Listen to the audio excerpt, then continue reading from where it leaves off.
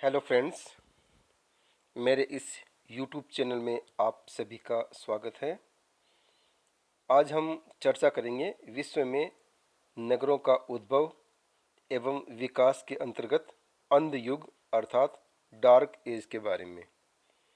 इससे पहले भी हमने विश्व में नगरों के उद्भव एवं विकास से संबंधित 5 वीडियो डाले हैं, जिनमें एक सामान्य प्रकार का है। बाकी जो 4 वीडियो हैं वो 2 प्रागैतिहासिक काल के हैं और 2 ग्रीक एवं रोमन काल के हैं।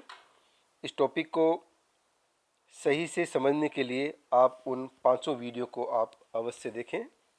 तो हम आज चर्चा करेंगे इसमें कि किस प्रकार से विश्व में नगरों का उद्भव एवं विकास अंध युग में हुआ और किस प्रकार से नगरीय जीवन जो है वो लगभग अंध युग में प्रभावित हुआ। 500 ईस्वी से 1000 ईस्वी तक का जो समय है यूरोप में अंधकाल के रूप में जाना जाता है। यानी कि विशेष रूप से जो यूरोप महाद्वीप है उसमें जो 500 से 1000 ईस्वी तक का जो समय है वो इसमें सम्मिलित किया जाता है। इस समय बारबेरियन लोगों ने रोम के नगरों में फैलने वाली वर्तमान संस्कृति को पसंद नहीं किया और उन्होंने इन कस्बों को लूटना प्रारंभ कर दिया। यानी कि उस समय जो बारबेरियन लोग थे उन्होंने जो रोम के नगरों में जो संस्कृति फैल रही थी उसको उन्होंने पसंद नहीं किया और उसकी वजह से उन्होंने इन कस्बों को लूटना प्रारंभ कर दिया, जिसकी वजह से जो नगरीय जीवन है वो लगभग अस्त व्यस्त जो है वो होने लगा था, जिस कारण नगरों में असुरक्षा की भावना पैदा होने लगी थी, जिससे नगर नष्ट होने लगे। इसी कारण उत्तरी और पश्चिमी यूरोप में भी नगरीय जीवन जो है वो सिकुड़ने लग गया। यानी कि इनके हमलों की वजह से, इनकी लूटपाट की वजह से लोगों में असुरक्षा की भावना पैदा होने लगी और उसका इम्पैक्ट ये पड़ा कि उत्तरी और पश्चिमी यूरोप में है वो नगरीय जीवन लगभग सिकुड़ने लग गया, लगभग जो है वो प्रभावित होने लग गया। और ऐसा भी कह सकते हैं कि इस काल में नगरों का विकास लगभग एक प्रकार से रुक सा गया था। यहाँ पर ये कुछ फोटो मिली है और इसमें जो बारबेरियन लोग हैं उस समय उन्होंने किस प्रकार से आक्रमण किया कस्बों में उसको दिखलाया गया है। अब हम देखते हैं मुख्य रूप में नगरों का जो विकास न केवल रुका हुआ था बल्कि उनका ह्रास भी होने लगा था तथा कई क्षेत्रों में नगरीय जीवन में बहुत ज़्यादा गिरावट आ गई थी। यानी कि नगरों का जो फर्दर डेवलपमेंट था वो तो रुक गया था, बल्कि जो कुछ पहले से था उसमें भी गिरावट जो है वो होने लगी थी। लेकिन इसके विपरीत इस अवधि में भूमध्य सागरीय तट के नगरों पर शासकीय स्थिरता से प्रभावित बाइजेंटाइन और मुस्लिम प्रशासन ने के नगरों का विकास जो है वो जारी था, क्योंकि यहाँ पर जो आक्रमणकारी थे उनका जो प्रभाव है इस क्षेत्र में नहीं था, जिस कारण से जो भूमध्य सागरीय तट के जो नगर हैं उन पर नगरीय विकास जो है वो लगातार जारी था। इसी समय अरबों के प्रभुत्व स्थापन तथा नगर निर्माण की प्रक्रिया के सतत जारी रहने के कारण उत्तरी अफ्रीका तथा पूर्वी अफ्रीका के तटीय भागों में बहुत से नगरों का जन्म हुआ। यानी कि जो अरब लोग थे उन्होंने अपना प्रभुत्व स्थापित करने के लिए उत्तरी अफ्रीका तथा पूर्वी अफ्रीका के तटीय भागों में बहुत सारे नगरों का विकास जो है वो किया। इनमें मुख्य रूप से काहिरा, ट्यूनिस, टिम्बकटू, किल्वा, मोम्बासा आदि प्रमुख नगर थे।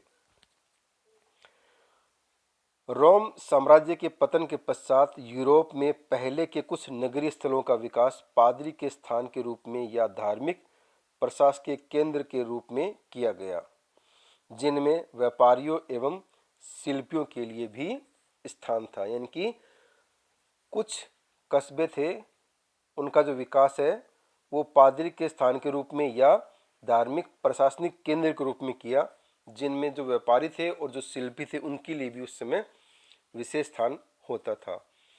इस समय ब्रुजेस, एंटवर्प, हैम्बर्ग, प्राग, वारसा, फ्रैंकफर्ट अमेन तथा बूडा आदि नगर मुख्य रूप से विकसित हुए।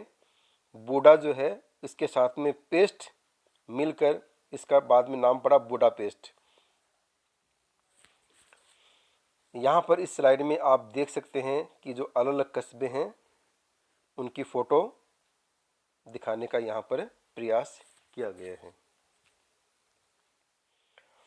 अंध युग में एक और विशाल नगर चांगान तथा बगदाद नगरों का भी जन्म हो चुका था। यानी कि उधर यूरोप में कुछ नगरों का ह्रास हुआ, लेकिन दूसरी जगहों पर जो है कुछ नगरों का जन्म भी हुआ, उनका विकास भी लगातार हो रहा था। और इसी कड़ी में 800 ईस्वी में जो प्रसिद्ध नगर मक्का, उसकी जनसंख्या लगभग जो है 1 लाख हो चुकी थी। यानी कि इस क्षेत्र में जो आक्रमणकारी थे उनका कोई प्रभाव जो है नहीं पड़ा था। इस स्लाइड में आप उस समय के जो बगदाद और जो मक्का की जो स्थिति थी उसकी फ़ोटो से आप अनुमान लगा सकते हैं कि उस समय किस प्रकार से इनकी बसावट थी। पूर्ववर्ती रोमन साम्राज्य के सीमांत भागों में नगरों का ह्रास सर्वाधिक हुआ, जिसमें दक्षिणी जर्मनी, इंग्लैंड, उत्तरी फ्रांस, स्विट्जरलैंड और ऑस्ट्रिया सम्मिलित थे। यानी कि जो दक्षिणी जर्मनी है, इंग्लैंड है, उत्तरी फ्रांस है, स्विट्जरलैंड है, ऑस्ट्रिया है, इनमें नगरों का जो ह्रास है वो बहुत ज़्यादा देखने को मिला। यद्यपि आइबेरिया, इटली, यूनान एवं दक्षिणी फ्रांस में भी नगरीय जनसंख्या का ह्रास हुआ, किंतु सामान्यतः नगरों के स्वरूप में कोई बदलाव नहीं हुआ। यानी कि आइबेरिया है, इटली है, यूनान, दक्षिणी फ्रांस है, इनमें जो जनसंख्या है उसमें तो कमी हुई, लेकिन जो नगरों का बेसिक स्वरूप था उसमें किसी तरह कोई बदलाव जो है वो नहीं हुआ।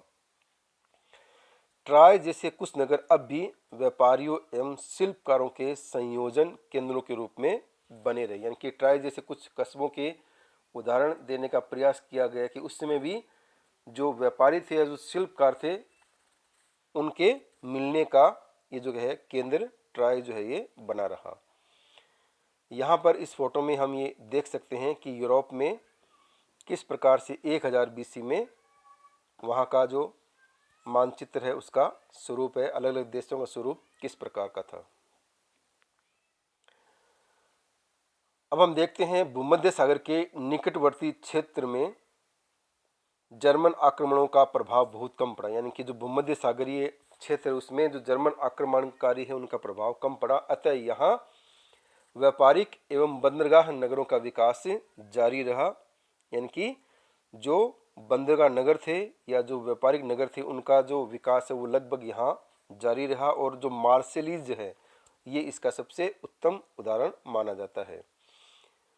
पूर्वी भूमध्य सागर तट पर विस्तृत बाइजेंटाइन साम्राज्य में सिकंदरिया एवं बाइजेंटियम नगर अब भी पूर्व की भांति सुरक्षित बने रहे। यानी कि सिकंदरिया और जो बाइजेंटियम नगर हैं उनमें किसी तरह कोई प्रभाव जो है इन आक्रमणकारियों का नहीं पड़ा, और ये लगभग सुरक्षित नगर उस समय भी बने रहे।